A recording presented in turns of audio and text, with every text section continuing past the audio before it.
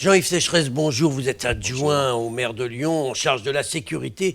Alors après l'attentat de la rue Victor Hugo, on a tous pu voir les images tirées du système vidéo de surveillance de Lyon. Enfin, on a vu d'ailleurs des images de piètre qualité. Celles qui ont été publiées par la police sont surpris. Alors comment ça se fait qu'elles soient si mauvaises, ces images? Est-ce que les caméras que vous avez sont celles des Frères Lumière que vous avez recyclées? Écoutez, le trait d'humour est agréable, mais ce n'est pas du tout, bien entendu, la réalité. Nos caméras sont d'excellente qualité, HD. D'ailleurs, hier, je recevais une quinzaine de magistrats qui venaient, c'était le fruit du hasard. Hein. Ce n'est pas du tout lié à cette explosion de la rue Victor Hugo. Ils ont pu constater que nos images étaient remarquables. De quoi s'agit-il? Nous donnons ces images par réquisition à la police, donc à la justice.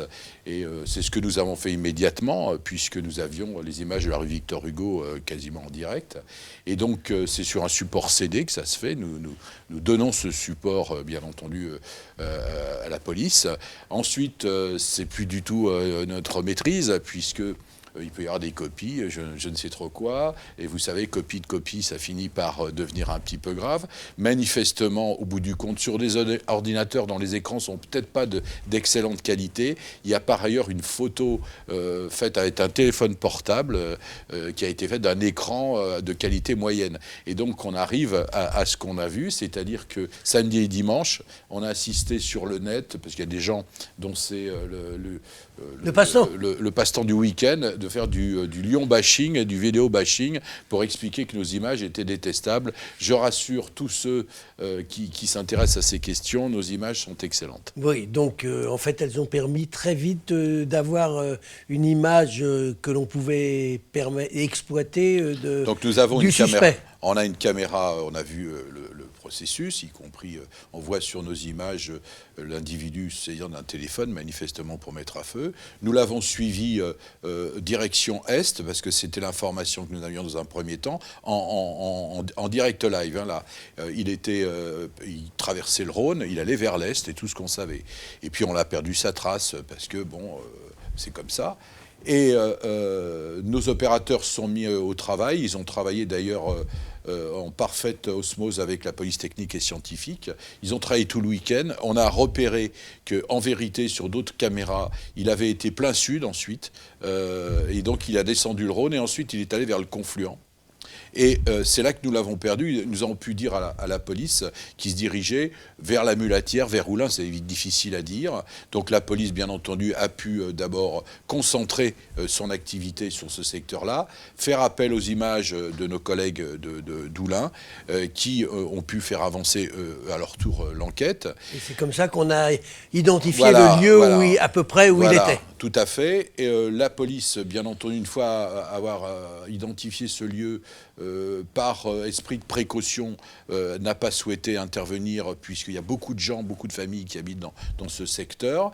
Et fait exprès, le dimanche, nous récupérons, parce que nous traçons toutes nos images, nous récupérons l'image de ce cycliste, pour nous c'est un cycliste, avec un vélo électrique qui pédale relativement vite. C'est ça qui va alerter nos opérateurs. Et on le voit au pied du musée du Confluent, c'est-à-dire qu'il revient probablement d'Oulin et qui revient dans Lyon le dimanche. Et donc nous le signalons à nouveau à la police qui, bien entendu, peut se dire, bon là on est vraiment dans le juste. Et sous nos caméras aussi, lundi matin à 10h et quelques, il est arrêté du côté de Yves-Farges. Alors, Jean-Yves Sécheresse, petite question. Les agents qui sont chargés d'exploiter ces images ont visionné tout? Alors vous avez des techniques de reconnaissance faciale? Non, ils ont... on pourrait avoir des techniques de reconnaissance faciale? Écoutez, là, c'est la physionomie d'un cycliste sur un vélo noir. Après, on voit qu'il est à assistance électrique, habillé comme il y a des milliers de jeunes à Lyon, hein, il faut quand même le dire. Donc, on n'a pas de reconnaissance faciale. Non, c'est un travail de fourmi qui est effectué par nos opérateurs. Dites-moi combien il y a de caméras dans la ville de Lyon? Alors, dans le secteur qui nous a intéressés, là, le 2e arrondissement, nous avons 200 caméras. Dans le seul secteur du deuxième 200 caméras. Et on en a 535, je crois, actuellement, ou un petit peu plus, sur Lyon, quoi. On peut suivre quelqu'un, finalement? Oui, absolument, oui. C'est inquiétant pour notre... Non, c'est surtout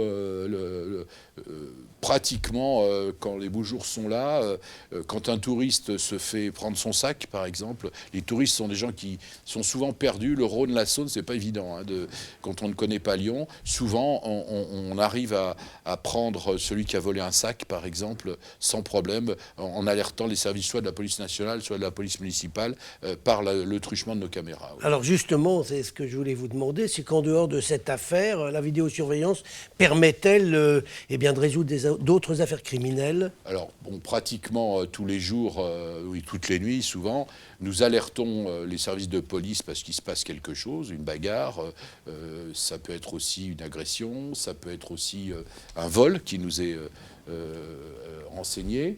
Il y a toute l'année...